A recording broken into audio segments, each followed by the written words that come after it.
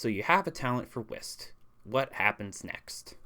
Your whist talent was likely discovered on the whist pulling, the time that comes but once every 4 years in a village when all the children over the age of 8 are gathered to have most of their souls pulled out of their stomach. This is a highly skilled task and done only by the magistrates, with much ceremony and tradition surrounding the procedure. After the whist pulling, the child has their whist thread.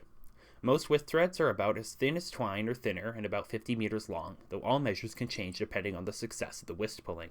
Length is the number one factor when it comes to whist thread, distantly followed by smoothness, and finally mass. The perfect pull cannot guarantee a good thread, but whist pulling is still reserved for expert hands because of the danger inherent in leaving the soul of a child in the hands of an amateur. With a good thread finally pulled, it is time to learn at a whist school.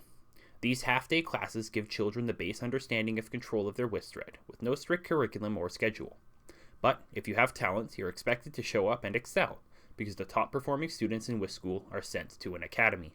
Whist academies are the esteemed places of learning for children ages 13 and up, and begins with 4 years basic education. Students are packed into classes of 100 or more and taught whist working from scratch by a magistrate.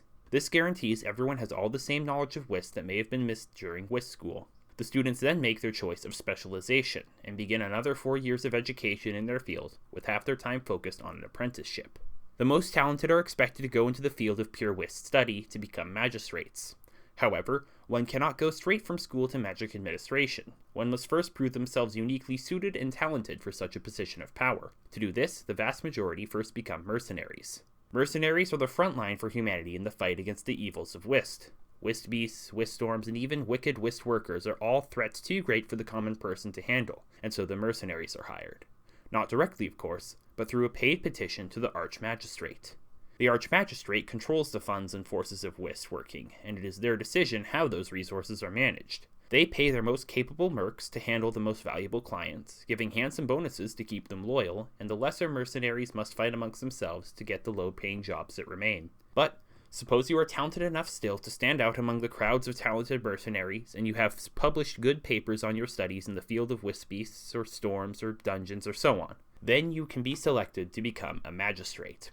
Magistrate is a title granted by archmagistrates to those they deem most worthy to uphold the law and education of whist. Magistrates are, as mentioned earlier, the only people qualified to perform a whist pulling, and that is their primary duty. They will spend half the year doing as such, and the other half focused on managing apprenticeships, continuing their studies of whist, and perhaps leading a class or two.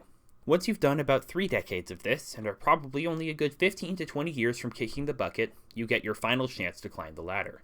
The old archmagistrate of your esteemed academy has finally passed away, and he has given the title to you for your outstanding talent, constant dedication, and years of kowtowing to his demands. Now you are the archmagistrate, the final arbiter in all matters of whist in the oversight of your academy.